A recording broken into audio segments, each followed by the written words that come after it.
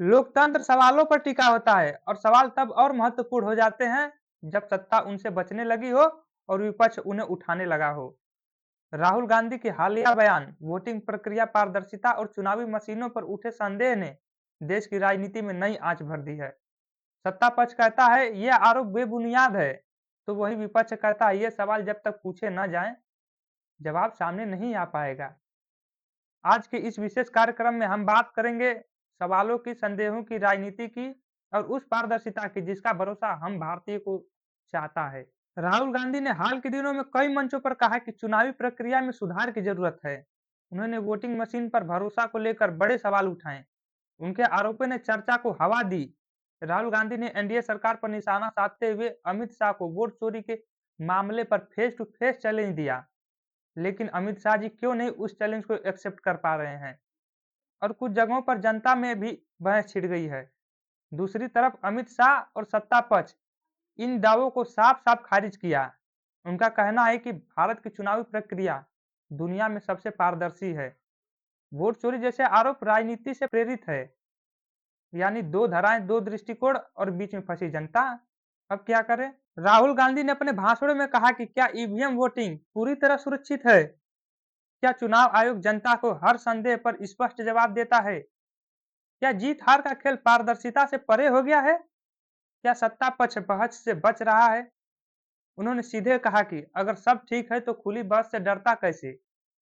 उनका कहना है कि झूठ बौखलाता है, झूठ चिल्लाता है, झूठ धमकाता है और फिर चैलेंज से डरकर भाग जाता है।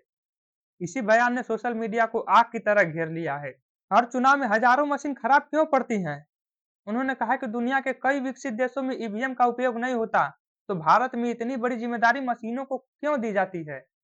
राहुल ने ये आरोप लगाए कि कुछ राज्यों में वोटर टर्नआउट डाटा में अनुचित बढ़ोतरी या कमी दिखाई देती है। ईवीएम का सॉफ्टवेयर ओपन होना चाहिए ताकि विशेषज्ञ इसे जांच सके। राहुल गांधी बार बार कहते हैं कि चुनाव आयोग सरकार से अधिक स्वतंत्र होना चाहिए ताकि संदेह कम हो सके। अमित शाह का कहना है कि ईवीएम सुरक्षित है, चुनाव आयोग पूरी तरह स्वतंत्र है। आरोप सिर्फ जनता में भ्रम फैलाने के लिए है और विपक्ष हार का ठिकाना मशीनों पर फोड़ता है। अमित शाह कहते हैं कि हर किसी बहस से वह नहीं डरते, लेकिन झूठ फैलाने की राजनीति बंद होनी चाहिए। यानी सत्ता पक्ष का पूरा भरोसा मशीनों पर, सिस्टम पर है। अब बात करते हैं आपके मुख्य वाक्य पर। आखिरकार वोट में विवाद कब खत्म होंगे? देखिए, हमारी बातों को ध्यान सुनिए। यह सवाल विपक्ष उठाता है, सत्ता पक्ष इसे गलत कहता है और चुनाव आयोग कहता है कि सब ठीक है भाई साहब। लेकिन जनता कहती है कि हमें भरोसा चाहिए, बिना भरोसे के हम कैसे मान लें? यानी किसी एक संस्था की नहीं, पूरे सिस्टम की जिम्मेदारी है कि सवाल कम हो और भरोसा ज्यादा बढ़े। आपको पता है पारदर्शिता कब बढ़ेगी? जब ईवीएम पर खुली तकनीकी बहस हो, सिस्टम की जांच विशेषज्ञों द्वारा हो, जनता को डेटा मिले, रिपोर्ट और प्रक्रिया समझाई जाए, विपक्ष, सत्ता और आयोग एक मंच पर आए। जवाब किसी एक नेता के पास नहीं, जवाब लोकतंत्र के पास होता है। इसे ध्यान में रखिए। तो आज की बहस हमें वही ले आई जहां से लोकतंत्र की शुरुआत होती है, यानी सवालों से। और जहां हर लोकतंत्र की मजबूरी खत्म होती है, जब सवालों को चुप करा दिया जाता है। राहुल गांधी सवाल पूछते हैं, अमित शाह उन सवालों को बेनामी बताते हैं, सरकार कहती है सब कुछ सुरक्षित है, लेकिन विपक्ष कहता है कि सब कुछ संदिग्ध है। और जनता जनता दोनों को सुनती रहती है और इंतजार करती रहती है, क्योंकि सच्चाई न लाल होती है न भगवा होती है। सच्चाई सिर्फ सफेद होती है या फिर बिल्कुल काली।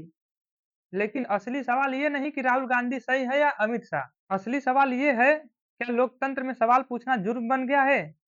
क्या पारदर्शिता मांगना देश विरोधी हो गया है? क्या वोटिंग प्रक्रिया इतनी पवित्र है कि उनकी जांच तक मंजूर नहीं?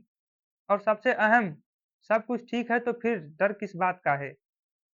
आज का सवाल यही है, क्या वोट चोरी आरोप कब खत्म होगा?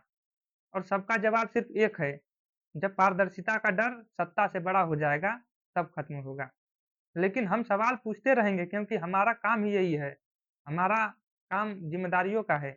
और आपसे अनुरोध है कि आप हमें सपोर्ट करें, चैनल को सब्सक्राइब करें और अपनी राय कमेंट में ज़रूर दें, ताकि आने वाले समय में हम आपके लिए और ऐसे मेहनत करें। तब तक के लिए धन्यवाद, मिलते हैं अगले वीडियो में।